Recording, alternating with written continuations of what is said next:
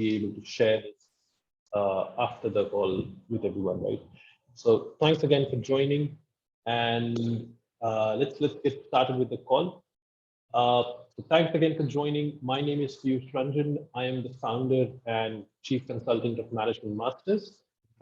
We are a boutique admissions consulting firm for the top MBA programs around the world, and we have been operational since 2019. Over the last 3 years, we have sort of helped candidates get admits from some of the top business schools around the world, which includes the likes of Wharton, HEC Paris, Kellogg, LVS, INSEAD, and obviously ISB quite a lot, because I think last year we had almost 10 admits to ISB. The year before that, we had almost, again, 10 to 13 admits to ISB. So we have had a very good run with ISB itself. Now, ISB, as you might know, has just released the applications for the first round. The application is going to remain the same, but they have also announced the deadline for the first round. And the objective of the session today is essentially to dive deeper into that application, really talk about all the different aspects of what ISB is really looking for and how you can sort of create an application which really adheres to ISB standards, and what are they looking for in terms of good answers or good applications from candidates. So without further ado, let's start into this. The first part that we'll talk about is essentially how do you build a perfect resume for ISB, right? So when it comes to building a resume for ISB, there are two major points that you need to keep in mind. The first thing is ISB does not ask you to upload a resume. They do not ask candidates to upload resumes. You will not be asked to submit a PDF file as such. Instead, ISB has different sections in the application, if you have seen it, which talk about your academic details, your work experience details, the awards that you have received, the extracurricular activities that you've been involved in, and the hobbies that you have. And once you fill out all these details, ISB automatically sort of creates a resume for you. So it essentially becomes extremely, extremely important to optimize whatever you write in the application form itself, because that is going to be the resume that ISB sees, right? Now, with the first part, the academic details, it's a very, very straightforward part. There is nothing like special in that. They will ask you for the various details about your academic background, about your 10th, 12th, your college degree, your master's degree, if you have one, or if you have done any professional courses, they'll ask for all that information.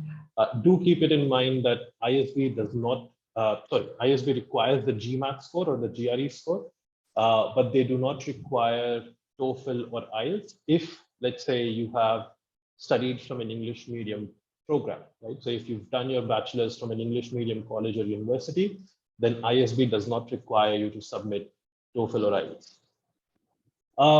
So the academic part of this is very, very straightforward. The work experience part of this is a bit more interesting and a bit more sort of where you have to work to optimize the way you present yourself.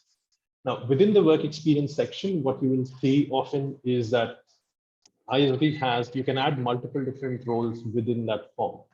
And it is a very good idea to sort of break down whatever you have done into different roles. So even if, let's say, you have remained at the same company and you've had multiple promotions, 1 or 2 promotions over the last few years, make sure that you add all of those separately, because for every single role, ISB will give you a total of 5 pointers for highlighting the responsibilities that you have, and another 5 pointers to highlight the kind of initiatives and the work or the achievements that you have had in your work, right? So when you break down all those roles into different entries, you will be able to sort of improve, or you will be able to largen the overall pot of what you can share with ISB in terms of the work experience. At the same time, it allows you to really showcase the movement in your profile. If you just put in one experience, let's say you've been at a company for the last 5 years, and within those 5 years, you've had 3 promotions, right? If you just add that as one single block, then you will not be able to showcase movement in your career, right? So how do you showcase those movements or those promotions? The best way would be to sort of simply break it down into different inputs that you have in terms of the work experience. Now, within each work experience, you have two different subtopics available. One is the responsibility section, where you are asked to share your responsibilities. The second one is the key initiatives or achievements that you've had in that role. What we usually suggest our candidates to do is when you talk about your responsibilities, right, make sure that you present your responsibilities in a way which very clearly brings out the leadership role that you had for any particular project that you worked upon. And at the same time, it very clearly brings out the objective of the project itself. So for example, let's say you were working on a project to sort of optimize report generation. Then instead of writing it something like what would be available in your job description in your JD, present it as a leadership role that you have. So led a team of, let's say, 2 analysts to optimize the report generation process for a Fortune 500 client. It allows you to very clearly identify the role that you played, the leadership role that you had, that you were leading a team of 2 people. At the same time, it very clearly identifies the objective of the project that you have. So that makes it very easy to understand for whoever is reading your application, makes it very easy to understand for them what exactly were you doing. In terms of the initiatives and achievements part, we suggest something similar, but from a different perspective. When you go into the initiatives and achievements, make sure that you are able to bring out the actions that you took and associate that with the results that you achieved. So in general, if you have a bullet in the initiatives and achievements section, what we would usually suggest is that you would have a very clear result that you have achieved, and you would have a very clear associated action with that. So again, if I continue with the same example that you led a team of 2 analysts to optimize the report generation process for a Fortune 500 client, a very good initiative or achievement bullet that could be in line with this would be that reduced report generation time by 80%, implemented 4 system automations across 3 business verticals, right? So you have a very clear action that you implemented something, and that led to the reduced report generation time by 85%, right? So try to quantify as much as possible. Try to make sure that you have a very clear result associated with the outcome that you're talking about, right? A very clear result and a very clear action along with going together in the application itself. Now, with respect to the resume section, I think at least with respect to the work experience part, this is mostly it from ISB. They don't require anything major. Apart from this, one question that comes up, the other section of it is the awards, extracurriculars, and hobbies section. And that is also very important because it allows you to showcase the different things that you have been involved in apart from work, right? So in this section about the awards, extracurriculars, or hobbies, the key thing is that you simply remain as straightforward as possible, and you bring out the details of what did you do, or why did you receive an award, or what exactly do you do in terms of your hobbies very clearly, right? So that is something which would really give ISB a flavor of what exactly have you been doing without any ambiguity, right? So with this particular part of filling out the application form, if you have any questions, please feel free to sort of add them in the chat box and we'll take up some of the questions, right? So I'm looking at some of the questions that have come in. Please do note that we will not be able to sort of talk about specific profile details here in this call. We have a question from Aditya. I'm about to leave my job for a freelancing career and build my startup. How does ISB look into it? Expecting minimum 2 years of experience from candidates. I'm not really sure if I understand the question, Aditya. If you have 2 years of experience, whether you have a freelancing career or whether you are working with companies, you know, it will count. Obviously, how exactly will they look at it? This is something that really depends on how you present your overall work experience, right? So if you just say freelancing, I think in recent times schools have become more receptive towards it. But again, it would really heavily depend on how you exactly present it. Shivangi has a question. Does a gap of some months in a work experience impact their attractiveness of their application? Not really. For most of the applications, you will always have a section which highlights that do you have a gap between two jobs? And usually a gap is considered a gap if it is more than 2 months in time, right? So if you have something, or if you have been unemployed for more than 2 months, you will have a very dedicated space within the application forms to very clearly highlight or provide a reasoning for that, right? So if you are able to do that, the schools, if you are able to provide a good reasoning, a solid reasoning, the schools don't mind that at all. Just so you know, we worked in the past with a candidate who was unemployed at the time of her application, and she already had like a 3 month gap from her last job, right? And she was still able to sort of make it into ISB, and she has already graduated as well. So it can very easily be negated, but obviously if you don't explain why do you have a gap, then it can become quite of an issue, right? We have another question from Shivam. How much fast ACADs matter in ISB selection process? I would say don't worry about it, because fast ACADs are fast ACADs. What you have done is done. There's no way that you can change it. So whether it's 10%, whether it's 15%, that would not change anything about your application at all, right? You won't be able to go and change anything about it. So I would say don't worry about this at all. We have another question from Manan. Can we mention side projects that we worked on during our job? Okay, I'm not really sure if I understand this very, very clearly. If you're talking about some things that you did during the job for the company itself, which is apart from your job responsibilities, absolutely, yes, you can. If you're talking about something that you did outside of the company, right? So let's say you had a side hustle that you were working on, then I would rather suggest mentioning those things in terms of extracurriculars or hobbies, right? Because within the job itself, it would not really matter. It would not really make a lot of sense. VW has a very interesting question. I think a very important one. If one is in the same company for 5 years, and instead of promotion, that person has moved across roles, does that impact? Absolutely, it does. But here also, let's say if you are somebody who has been in the company for 5 years and you have not had a promotion, but you have moved across different roles, I would suggest you to break down those roles, right? Highlight the different roles that you have had.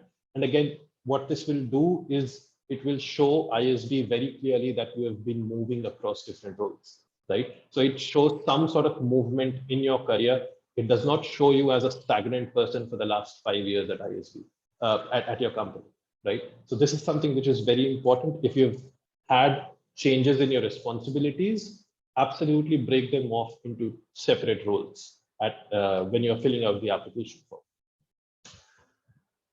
Shubham has another question. Is there additional weightage if manager rather than the peers fill in the questions and MCQs as part of the process? I'm not really sure I understand the question, Shubham. Sorry. If you could be a bit more specific about what exactly you're talking about, I think that would help. Sid has the question: are the specifics which we mentioned in the application form verified? They will be verified, and they will be verified directly with you when you go into the interview process, right? So if you are writing that you have caused an improvement of 80%, be very much prepared to defend that 80% in the interview, right? Because interviewers will go into the details of such aspects very much, and they really want to understand what exactly have you done. But as far as the specifics or a third party person going and checking the verification, that would depend on what level are you talking about. So they will verify if you were working at a company. They will not verify if you worked on a particular project or if you had a certain impact in the project or not.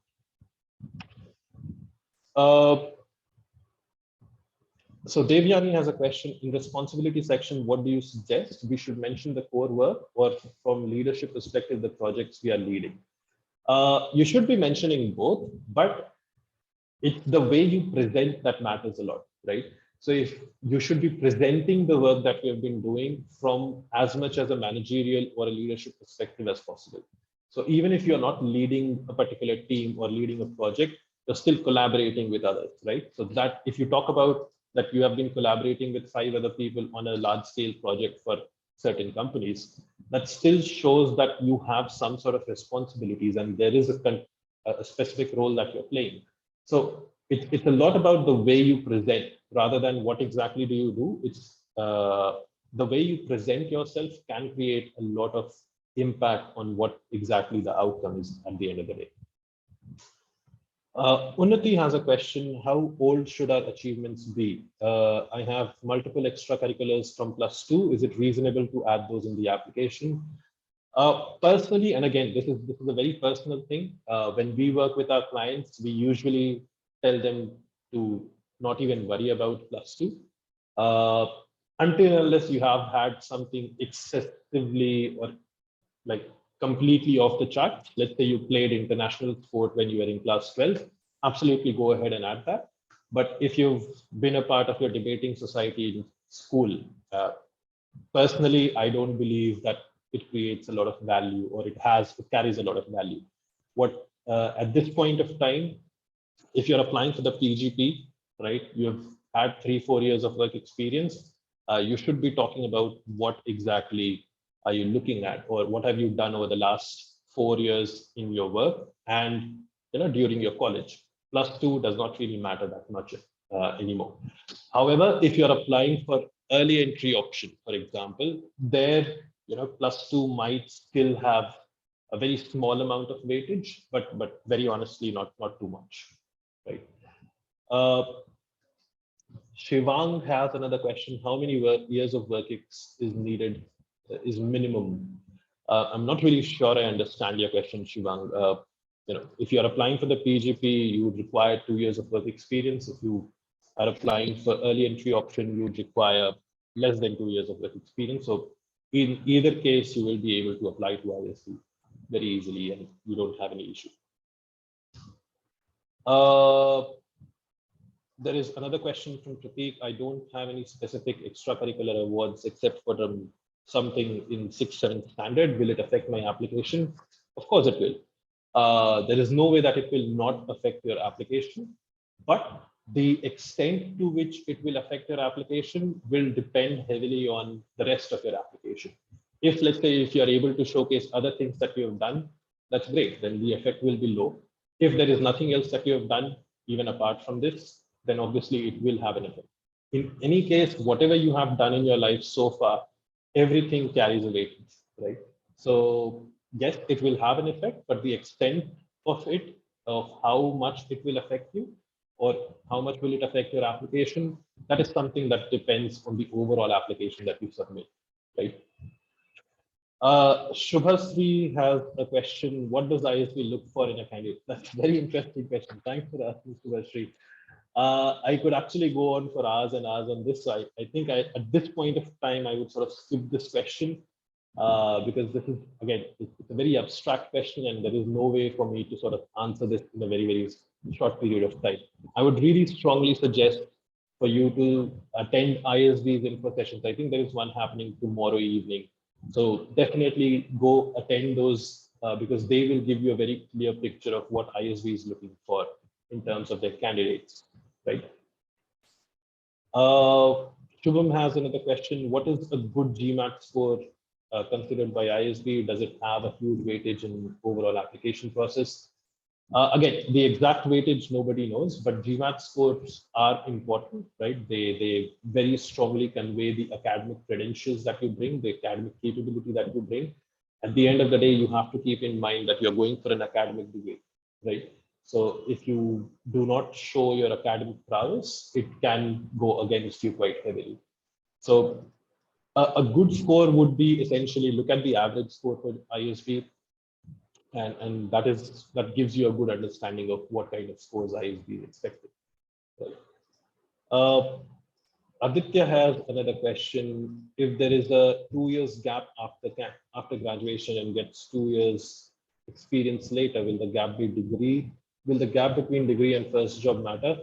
As I said, everything that you have done, it will always matter, right? So if you have 2 years gap after graduation, you have not worked for 2 years, obviously it will matter. But again, you have the chance to explain that.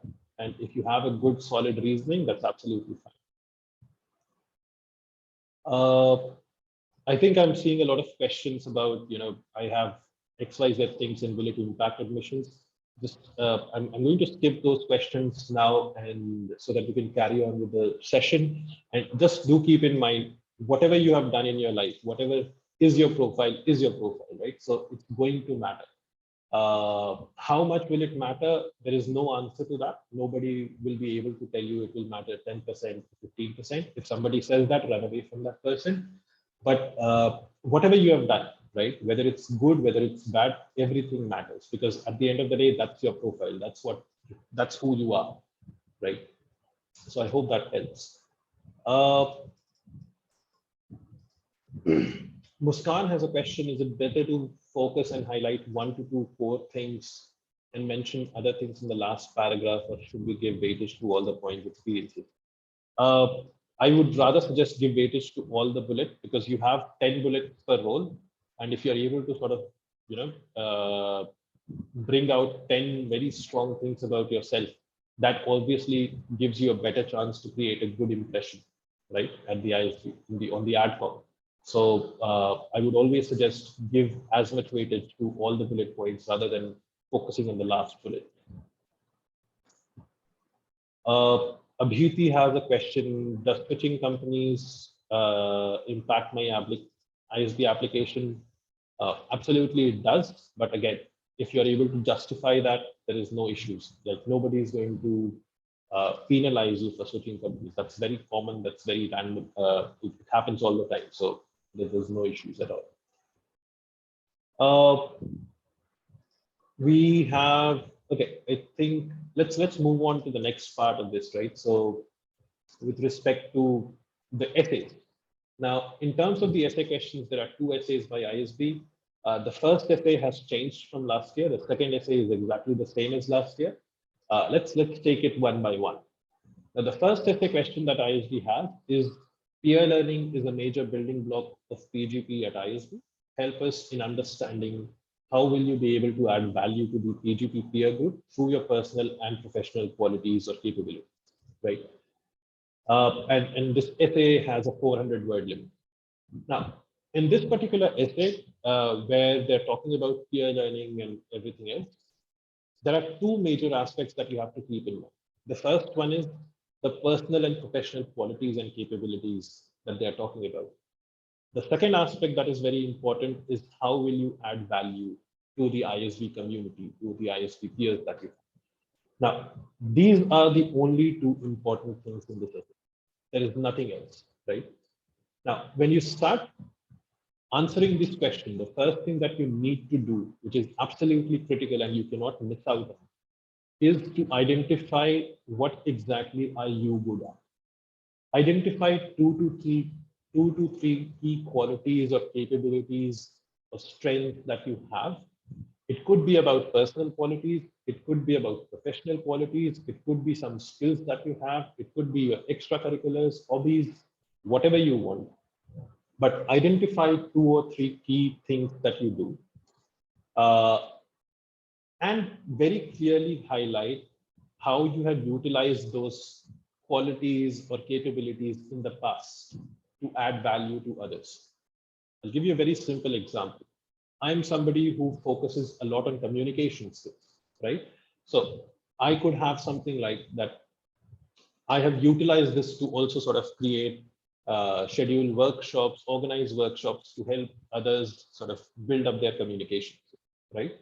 So what I could talk about is that communication skills today form an important part of any professional's career, and I've played a small part in helping my communities become better at it, right? I provide a very specific example of how exactly I've done that. Maybe I was part of the Toastmasters Club, maybe I organized sessions with my classmates or at my company to sort of help everybody become better at communication skills.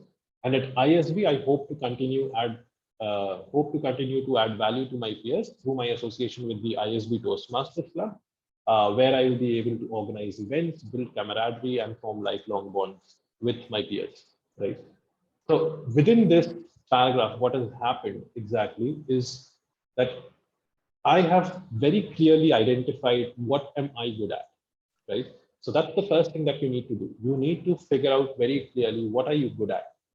Once you have identified what are you good at, you have to identify how have you utilized that good aspect about you, uh, and how have you sort of really utilized it to add value to others. Once you have done that, then relate that to how do you think you will be able to add value to the ISP community, right? So there are three steps into this. Identify what you are good at, identify very clearly the experiences that you've had, which can help you add value to others, or in which have through which you have added value to others previously, and then very clearly identify how will you be able to do that at ISD, right? These are the three major areas that you need to be looking at for this particular essay. And once you have talked about these three areas, you don't need to worry about anything else. A very, very important part of this is that you need to be cautioned about is that don't go too much into details about what exactly will you be doing at ISB, right? So, for example, if you want to say that you want to become a part of the Toastmasters team to organize events and help your peers build better communication skills, that's absolutely fine. But then don't go into too much detail about how are you going to organize all those events, right? Don't go into, okay, I'll form a team of 5 people. They will be in charge of this. They will organize a national level event, and we will collaborate with international business schools to create a online competition, public speaking competition among all the international B schools and stuff like that. Don't go into so much fantastical imagery because it does not have any value, and it does not really allow you to talk about what is actually important for the essay.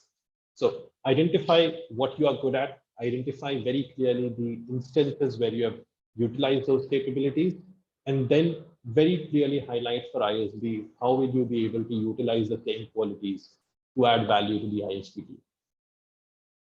That's it.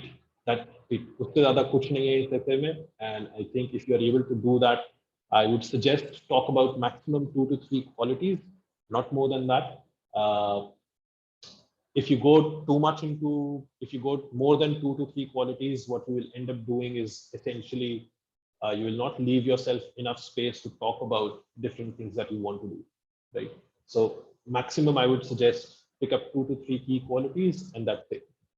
Focus on those, elaborate on what you have done previously and what do you want to do in the future.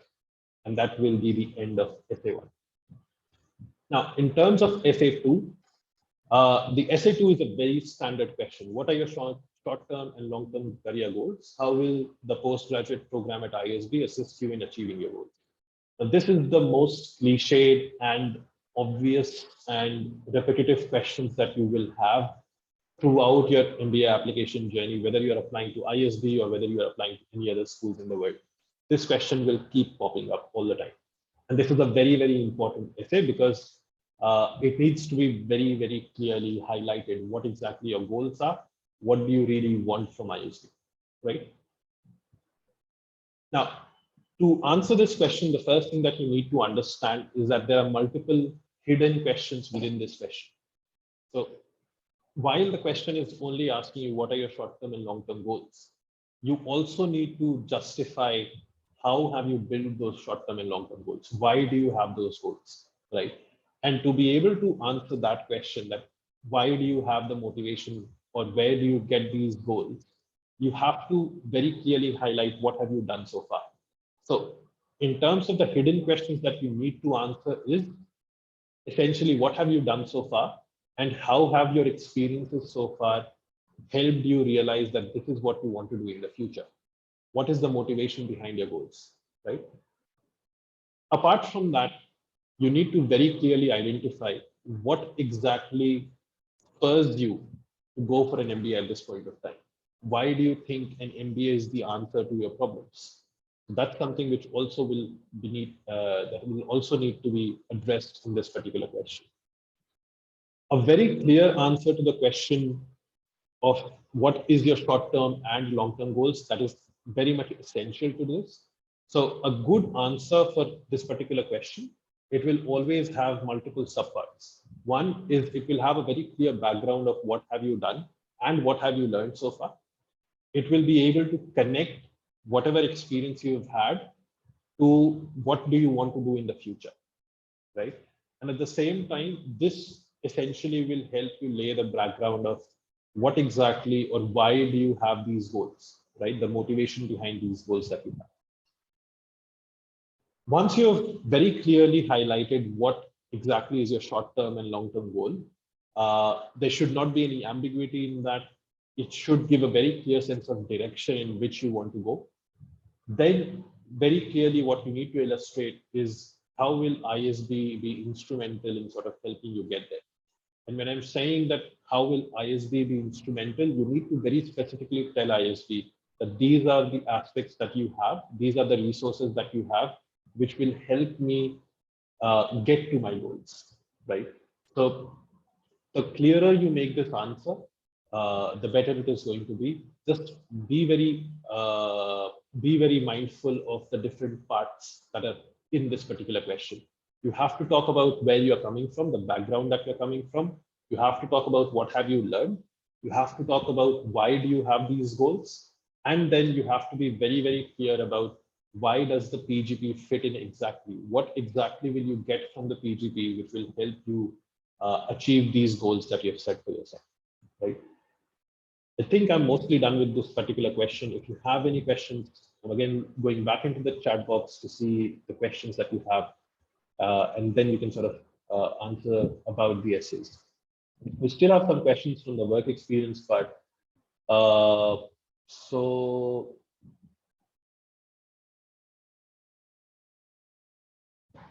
some of the previous questions about the application, but then we also sort of very quickly move into the essays.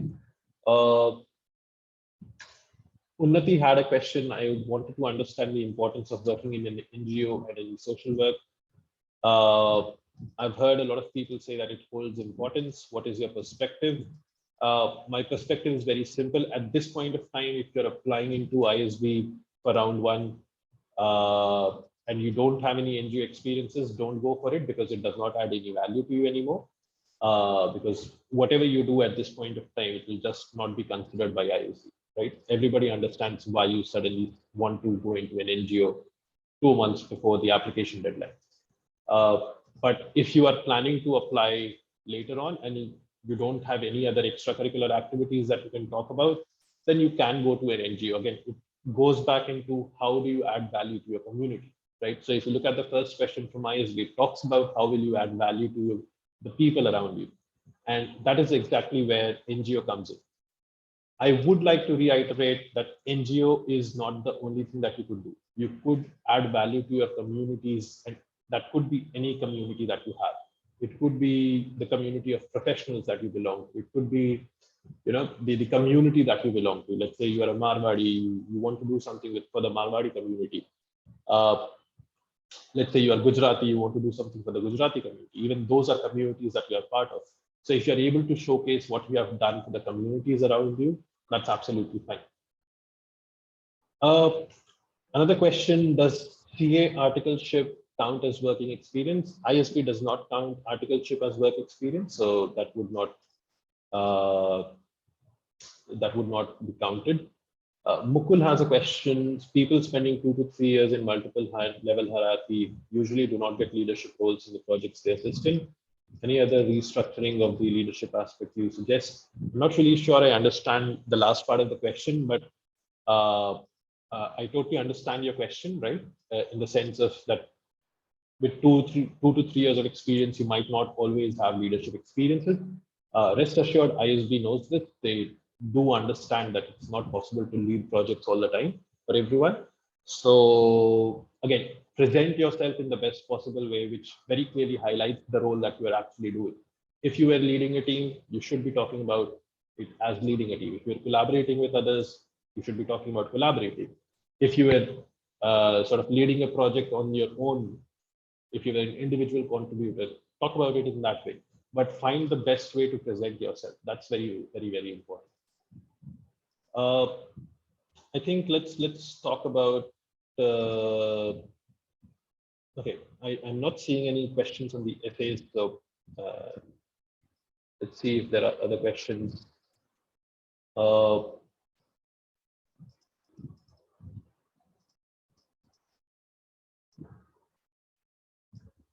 Okay, so Shivam has a question. If someone is coming from a generic background such as IT, how should he or she tackle the first essay while writing about adding diversity to the cohort? First of all, as I mentioned, don't worry about adding diversity to the cohort, right? Because that is not up to you to decide. What you can talk about is what have you done, and whatever you have done, that will automatically let ISB decide if it adds diversity to the cohort or not. If there are things about your profile which you have no control about, there is no way that you should be, or I usually suggest don't worry about it, because it just doesn't matter anymore, right? If you come from an IT background, you cannot change that anymore, right? So that is something that I would say, just don't be worried about. Be worried about what do you want to talk about, how will you add value to the communities, or how will you add value to ISB, and try to prove or provide instances of what have you done previously, right? You cannot change the IT background anymore, but instead of focusing on the IT background, focus on what have you done. That's what ISB wants to see. They know that you belong to an overrepresented group, so that's fine. Uh, okay, VW has a question. If a person is good in voiceover, let's say, but hasn't done anything in that regard, should that person still mention this? That's actually a very, very important question. If you're good at something, but you have not done something within that, right? Uh, I think the first thing that you need to sort of think about think about is, what exactly do you mean by you have not done anything, right? If you have not done anything, then how do you know that you are good at voiceovers or anything else, right?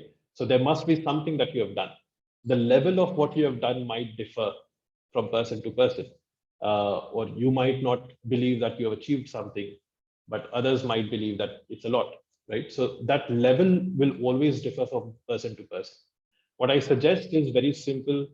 Uh, Try to simply tabulate what exactly have you done, right? If you know that you're good at voiceovers, or if you're good at speaking, or you're good at writing, you would have done something to get to know that, right? Just tabulate that, just sort of document it. What exactly have you done, and present that, right? If you get absolutely nothing in that, then I would say don't talk about it, because you would not be able to substantiate it. Ajay had a question. Please give some tips on GMAT prep as well. I'm very sorry, Ajay, but we do not have any expertise with GMAT prep, so I don't think we will be able to tackle that. Shivam has a question. In the second essay, should we mention a goal that aligns with our current profile? Absolutely not. There's no such criteria that it needs to align with your current profile. As long as the goal that you have, it aligns with what you want to do, that is essentially what is required, right? So what the school is looking for, what ISB is looking for, is to understand what exactly do you want to do, right? And is that logical? If it is not logical, you will not be able to sort of convince anybody with that. So what you need to simply worry about is, are you able to convince somebody else that this is a goal that you have, and it makes perfectly logical reasoning, right? If it makes for perfectly logical reasoning and you have sort of substantiation for that, that's absolutely fine, right? Um, We have another question from Swani. How does a job change 2 months before round one reflect? It does not reflect anything. I think there's another question. I'm a fresher with a 640 in GMAT and above average profile. Is it yet possible for me to get an admit? There's only one way to know, apply. There's no other way to know that. I'm sorry, but I'm going to skip questions about work experiences because we are not getting to questions regarding essays. Okay, so there is a question about from Avinash, how should reapplicant essays be tackled? It's very, very important question. Thanks for mentioning that, Avinash. When you talk about reapplicant essays, what you need to do is, what I usually suggest is sort of break down your profile into three different areas. One is the personal front, the other is the academic front, and the third one is the professional front, right? And maybe one more, and that would be about your knowledge about ISB or the school that you're applying to. And for each of these aspects, try to find or try to identify how have you improved. Now, in terms of academics, have you improved in any way in terms of your academics? Now, let's say you have retaken your GMAT. Talk about that. So you have improved your academic credentials in terms of you have retaken your GMAT, and that is something that we have talked about. That in terms of your personal front, talk about how you have sort of maybe if you have revised your career goals because of your discussions with multiple people and you've come to realize that you have a better career goal that you are suited towards, then talk about that you have interacted with a lot of people, you have taken feedback from them, and you believe that you have found a better career goal suited for you, right? The third will be the professional front, and again, if you have sort of had any role changes or responsibility changes or promotions or company changes, bring those out. And the fourth one would be knowledge about ISB and the program itself. So you can always talk about how you have come to realize or how you have sort of increased your understanding about the ISB program, and how you have actually done that. So you've talked to people, you've talked to alums, you have attended more events, which gives you a better understanding of ISB and how it fits with your goals, right? And that should be more than enough for the reapplicant essay. Soumya has another question. I'm still not clear what exactly are they looking for in an essay. Okay. In terms of an essay, thanks for asking that, Soumya. When it comes to both of the essays, right? If you look at it, what ISB is really looking for is to try to understand the first essay. They're trying to understand how can you contribute to ISB, right? Now, this is from the outset. How can you contribute to ISB? But within that question, there are multiple different things that they're looking for. And one of those things, a very, very important thing is, do you know what you're good at, right? Because for you to be able to contribute something to ISB or to the ISB communities that you're going to be a part of, you need to first know what exactly can you contribute about. So what ISB is looking for is people who really understand what they bring to the table. So self-awareness is one of the first aspects of what any good B school in the world is looking for. They want people who have an acute sense of awareness about what they do, how they do it, the kind of people that they are, and what do they bring to the table. The second aspect is they are trying to figure out the kind of values and the kind of qualities that you have as a candidate, right? And this is something which is very, very important because every single top business school, they have their own characteristic, they have their own qualities, they think of themselves in certain ways, right? So if you go to any business school, you check out their website, you will always get a vibe that, okay, this is the way that this B school, this is the way that this B school behaves, or this is the characteristic of this school.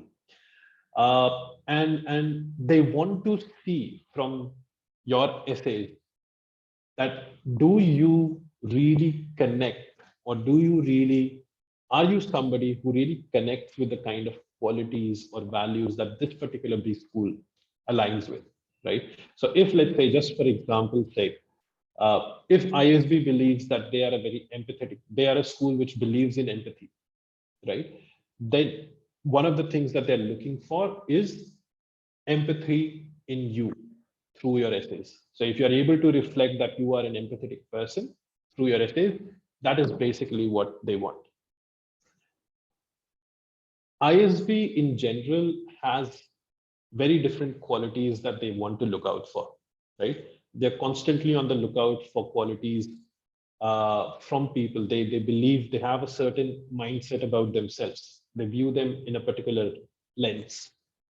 And that is essentially what they're looking for. They're looking for candidates who adhere to that kind of quality systems. They're not looking for profiles. They're not looking for specific achievements as such. You will find tons of people who have had amazing scores and yet they have gotten rejected from ISB, right? So it's not only about objective aspects, but they're really looking to find people who align with the values that they have. And this is not just for ISB, this is essentially true for any B school in the world, right? Any top B school in the world. So I hope that helps or that answers your question a bit better, Soumya. Manan had a question, what are the aspects to keep in mind for the reapplicant essays? I think we have already discussed that, Manan. So I hope that answers. Then Muskan had a question. I'm currently a part of my family business and doing freelancing as a copy content writer. After ISB, I want to switch to working for other companies and not continue my family business. As much as it is authentic to say this, would it make it a good answer from their point of view? Again, it would depend heavily on how you present it, right? Obviously, you cannot write an essay here in the comment section, but if you're able to sort of very authentically bring it out of why do you not want to work in your family business, or what exactly do you want to do, it could absolutely be a good answer. So you have a good starting point. What I'm suggesting is essentially make it larger and provide very clear evidence of why do you want to do this. There needs to be logical reasoning in your answers. And if that is very, very clear, then it will absolutely be fine.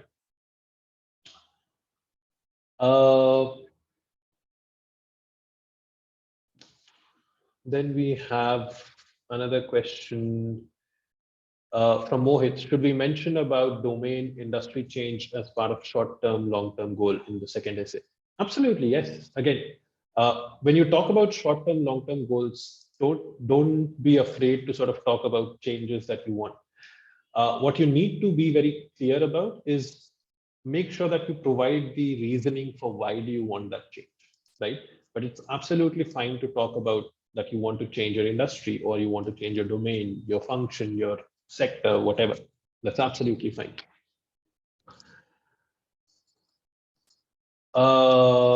There's another question from Prateek. Will ISB ask questions from those essays, especially if those essays are written by some external agencies? I'm not really sure about this question. First of all, your essays should not be written by anybody else apart from you.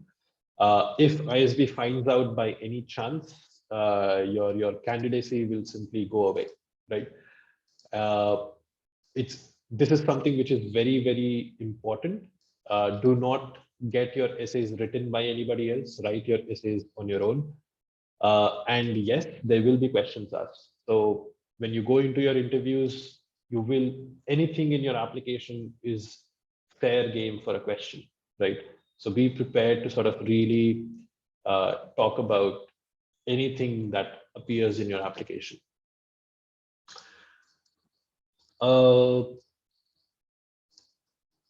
Smith has a question. How will ISB take this answer for long-term goals?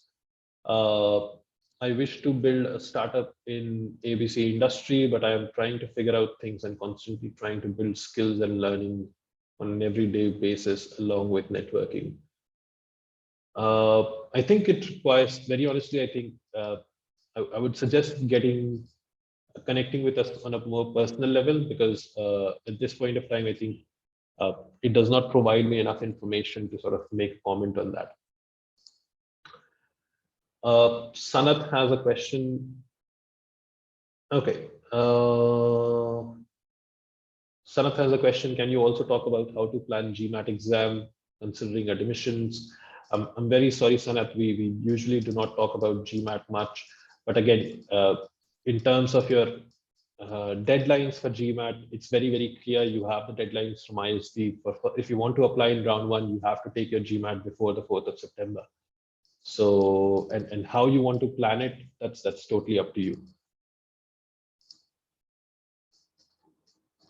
Muskan has a question. I don't want anyone to write my essays, but is there anyone who could help in putting more structure to it and just proofreading, suggesting better ways to present certain points? That's exactly what we do as consultants, right? So that's basically what admission consultants do. We don't write your essays, but we help you sort of think through this entire process. We help you think about your experiences. We help you sort of put a structure to it, proofread your essays, make sure that you're talking and you're presenting yourself in the best possible way. And yeah, that's basically what we do essentially. Soumya has a question. Can we apply to ISB for this year, even though we intend to join for the next year's session, just for the sake of experience of the application process? Absolutely, you can. But just be aware that if you get selected, then it's very difficult to defer it for the next year, right? So if you just want the experience of the application process, I would suggest you to not do a good job at getting into ISB, right?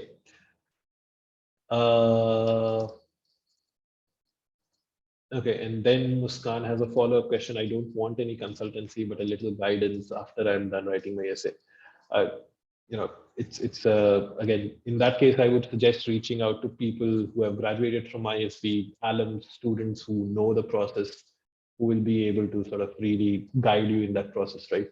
But as far as professional consultants are considered, that's what they do day in, day out. They work with multiple candidates over the years, and that gives them a very wide-ranging perspective over what exactly works out in the applications or not. Now, let's move to the last part of the section, and that will be the LORs. So let's talk about that very, very quickly. And again, if you have questions about the LORs, please feel free to sort of add them in the comments so we can take up your questions on that. With respect to LORs, we have very standard sort of guidance. First of all, don't worry about who to take your LORs from. Don't worry about taking it from your CEO or your senior manager instead of the line manager that you report to. Take it from people who have been in a senior position to you, and they know what you have done, right? So as long as it's somebody who knows what you have done and has been in a more senior position to you, it is absolutely fine to take it from them, and they would actually be the best recommenders. If you go to somebody who you never talk to, but is the most senior most person in the organization, that does not really add value to it, because when you talk about your recommendations, you have to, one of the key things about recommendations is you always have to provide very specific examples, right? They need to provide very, very clear examples about what you have done. And that is something which is incredibly important when you go into the LOR process. So what we would suggest very clearly is talk about, identify people who would say good things about you, and they will be able to corroborate it with very specific examples. And that's basically what we have in terms of LORs. Now, let's see any more questions that we have. So Shubham has a question. Does it have to be necessarily manager for LOR? Absolutely not. It can be somebody who's senior to you, but is not your direct manager. That's absolutely fine. Muskan has a question. Can I also take an LOR from a client whom I did a freelancing project for? As I've only worked in one company after graduating for 3 years, along with some freelancing projects. I would suggest you to evaluate the quality of the relationship that you had with the client. or the quality of the association that you had. Because if you're talking, if I understand correctly, you have the main job that you have a main job and freelancing is on the side. If that is the case, then I would not suggest that. Then I would suggest you to take it from somebody who's within your company. Uh, but if the freelancing is the major thing that you do, then absolutely yes, right? So evaluate the quality of association that you have with that person, and then sort of take the LOR. Aditya has a question. Can we have LOR, one from manager, one from college prof, as I've published research paper with them? So ISB only requires one LOR, and until and unless you are applying for EEO, I would not suggest it to be from the college prof. I would suggest it to be a professional LOR. VW has a question. What if the senior person has left the organization? Do we still mention their title as previous company or current one? It doesn't really matter. It simply matters how they were related to you, right? So within your organization, how were they related to you when they were working with you? That's what matters. Make sure that you put in the right contact details for the current organization that they are in, but the title does not really matter much. Soumya has a question. What does examples mean for LOR? What is the example that they can use for us to write in LOR? Okay, so I'll give it very simple example for this. Let's say if I'm a manager and I'm telling you that, okay, Soumya is somebody who has great communication skills, right? This is not enough. I have to substantiate it with examples of how or where have you shown those communication skills. So I need to say, what I need to say is, Soumya is somebody who has exceptional communication skills. When we were working with this particular client, we were supposed to be presenting.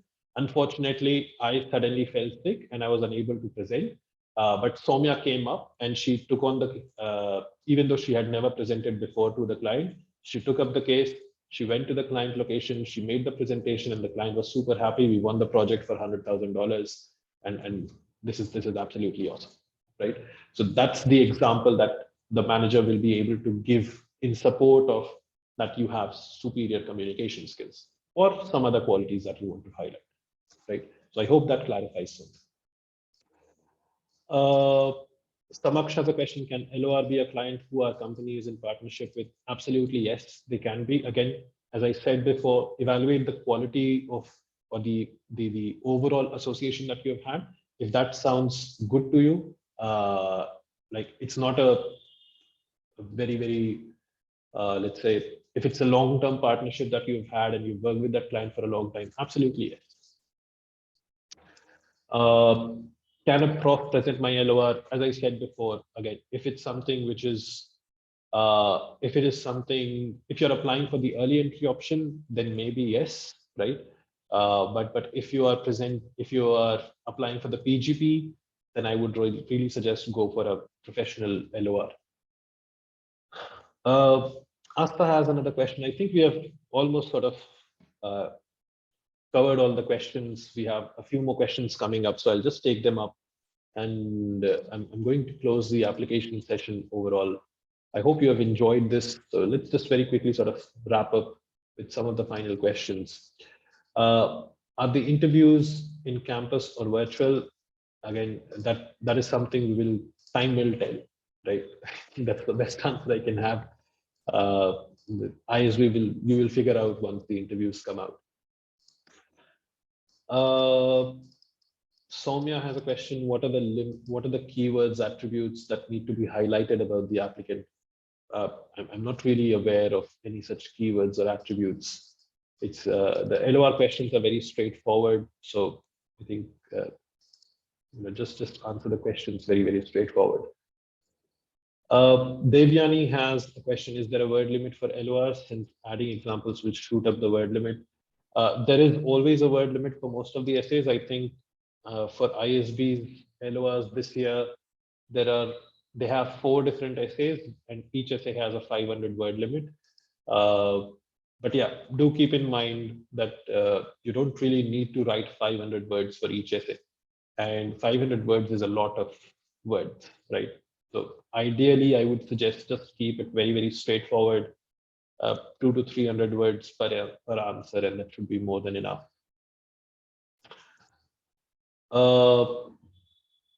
If a person has worked with a CEO, then which one would have more weightage, manager or CEO? Again, it doesn't matter. There is no such weightage. The weightage is on the LOR quality itself. If the CEO is able to very clearly identify how you have, through the LOR, they are able to showcase very clearly that this is the way you have sort of contributed to the company. They can talk about your strengths. They can talk about how you have performed in relation to others, and they can talk about how you have sort of worked with people, or how they have given you feedback. It's absolutely fine. But there is no such thing like CEO will have a more weightage than the manager, right? It depends on how honestly can they talk about you, right? That's mostly it. There's nothing more than that. Manan has a question. Are there any disadvantages that reapplicant has? Absolutely not. There is, ISB is a very, very reapplicant friendly school.